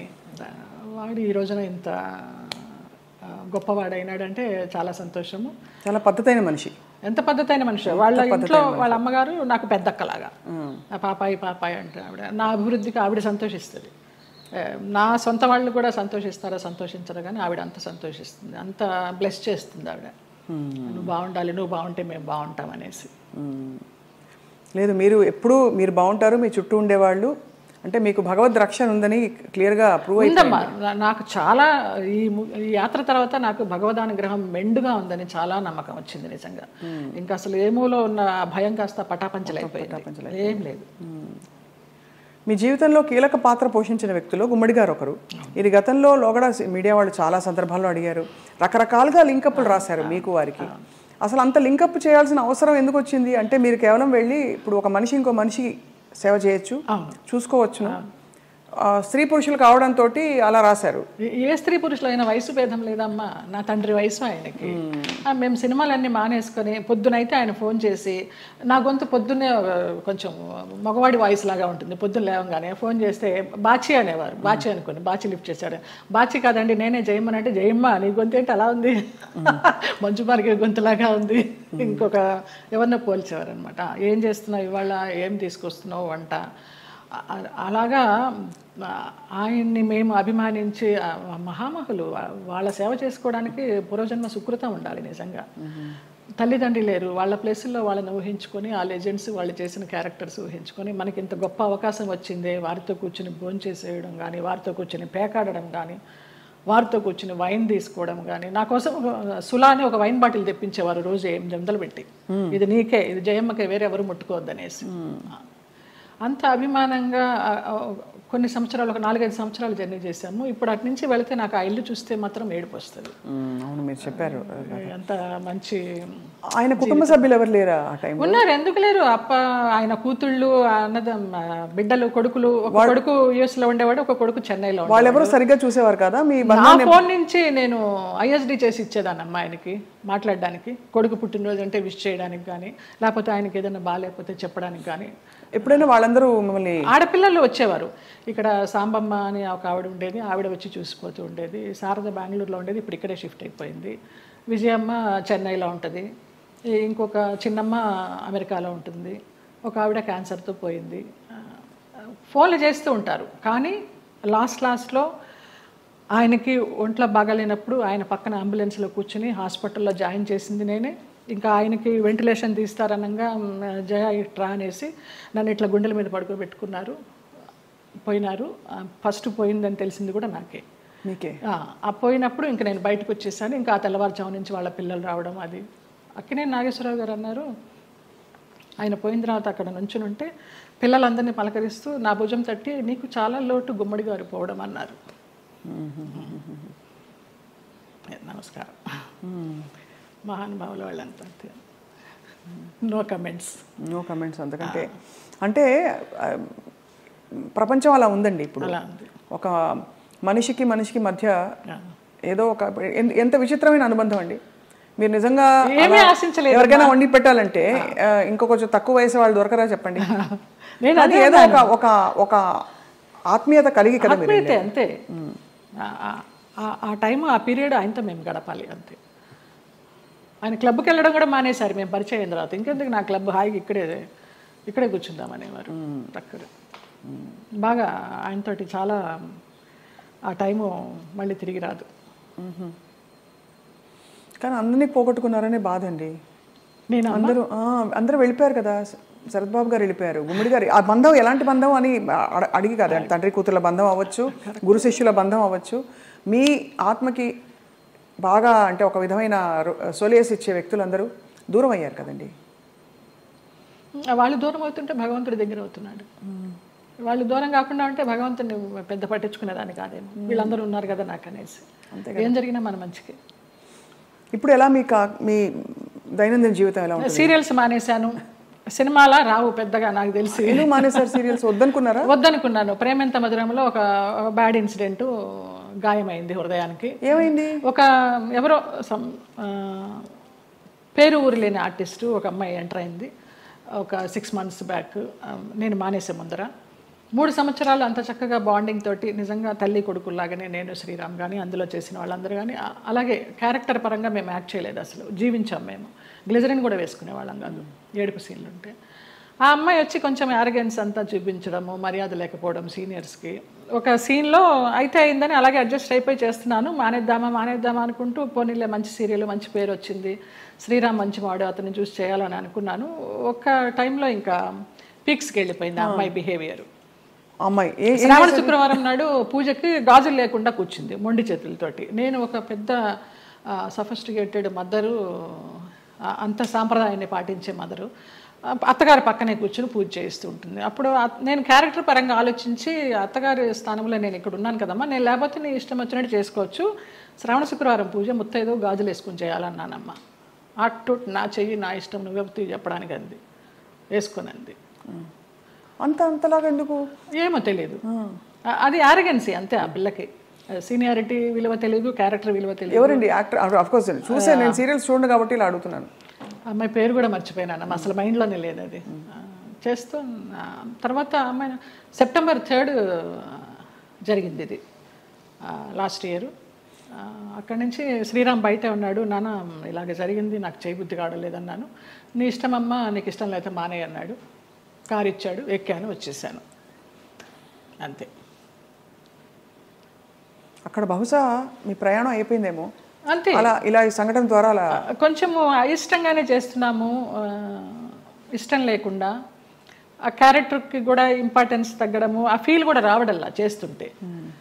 డైరెక్టర్ గారితో అనేదాన్ని, ఇంతకుముందర ఫీల్తో చేసేవాళ్ళమండి, ఇప్పుడు రావడం లేదనేసి. డైరెక్టర్ మారిపోయాడు వెంకట్ అని, అతను చాలా ఇష్టము, చాలా మంచి టెక్నీషియన్. ఆ యూనిట్ నుంచి బయటకు వచ్చారు, వేరే యూనిట్ ఎవరైనా ఆఫర్ చేస్తే ఎందుకు చేయకూడదు? వద్దనిపించిందమ్మా, ఇంకా అసలు నాకు సీరియల్స్ వద్దు. అంటే నేను ఆ గంగిరెద్దులాగా అలంకరించుకోవడము, రోజుకి అన్ని డ్రెస్ చేంజ్లు, పొద్దు నుంచి నైట్ వరకు టైం లేకుండా. 12 hours అండి కాల్ షీట్.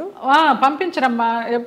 నేను తొందరగా వెళ్ళిపోతానంటే, అమ్మ సీనియర్వి నువ్వే వెళ్ళిపోతానంటే మిగతా వాళ్ళందరూ కూడా వెళ్ళిపోతారు. అందులో సీరియల్స్ లో బాగా పిండేస్తారు కదా. నరకం. ఎన్ని సీరియల్స్ చేశానో అన్ని సీరియల్స్ అన్నం పెట్టినాయి, కాదని లేదు. కానీ వద్దనిపించింది, ఇంకెవరికి పెట్టాలి, నేను వద్దు.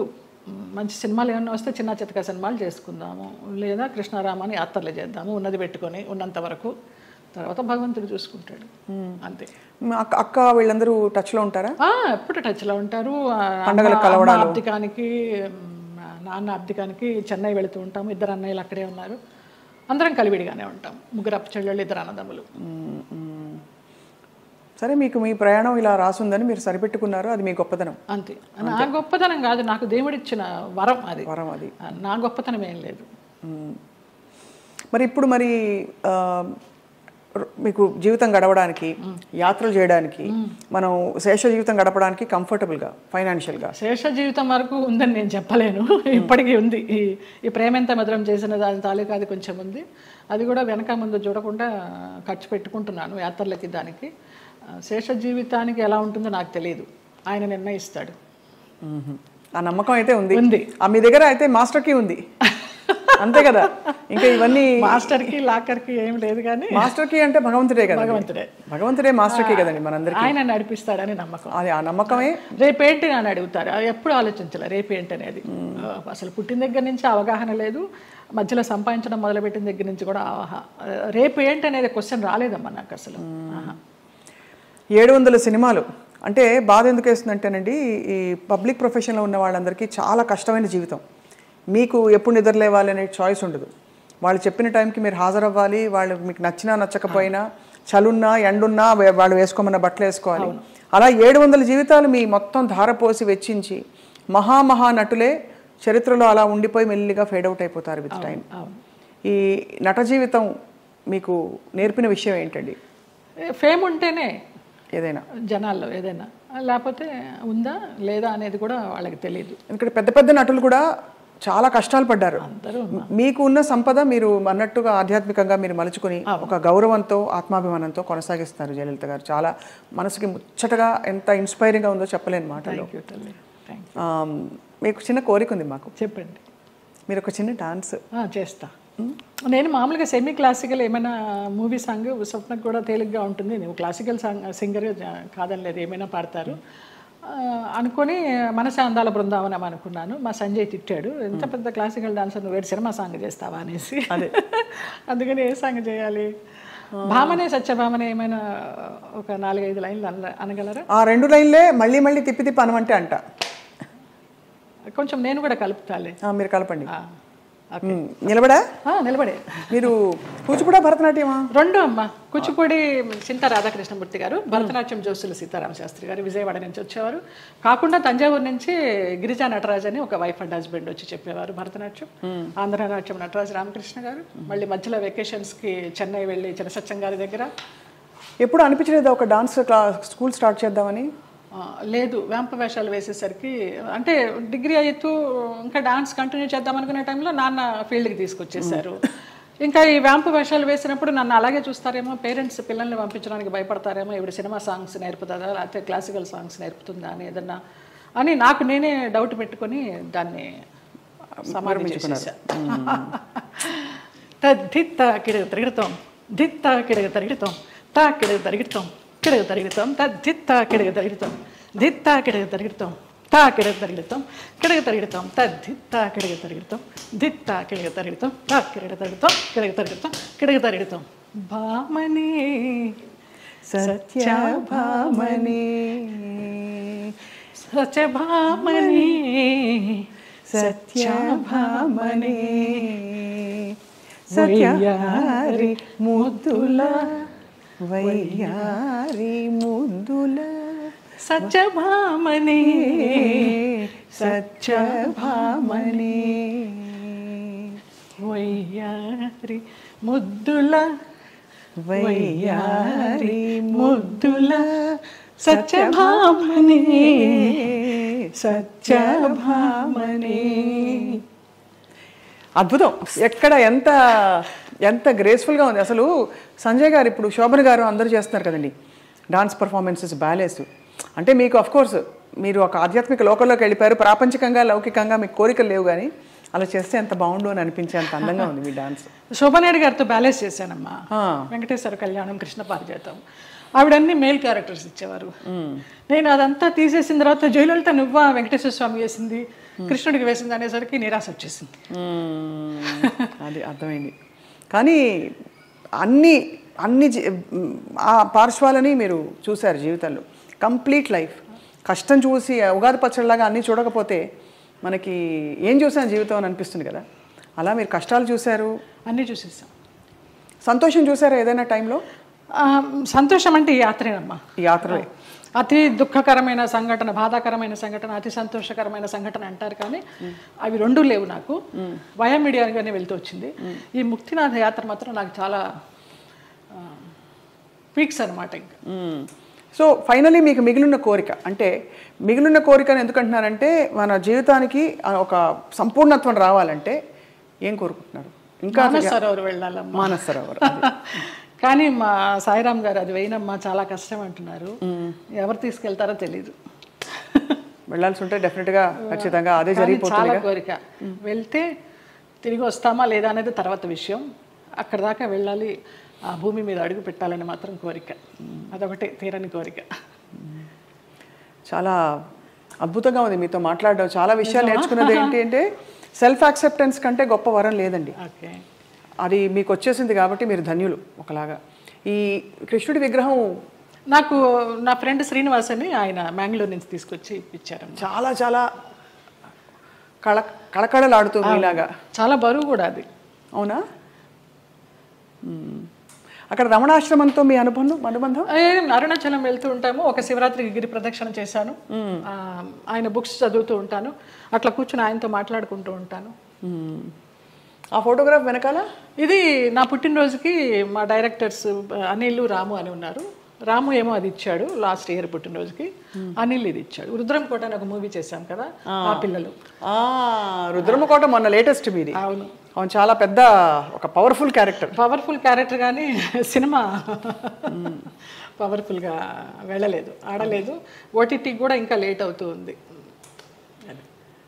మీరు చాలా చాలా వ్యక్తిగత విషయాలు కూడా ఇవాళ మాతో పంచుకుని చాలామందిని ఇన్స్పైర్ చేశారు జయలలిత గారు. థ్యాంక్స్ అమ్మా. మీకు ధన్యవాదాలు. అయ్యో మీకు కూడా. Always you will be in our hearts.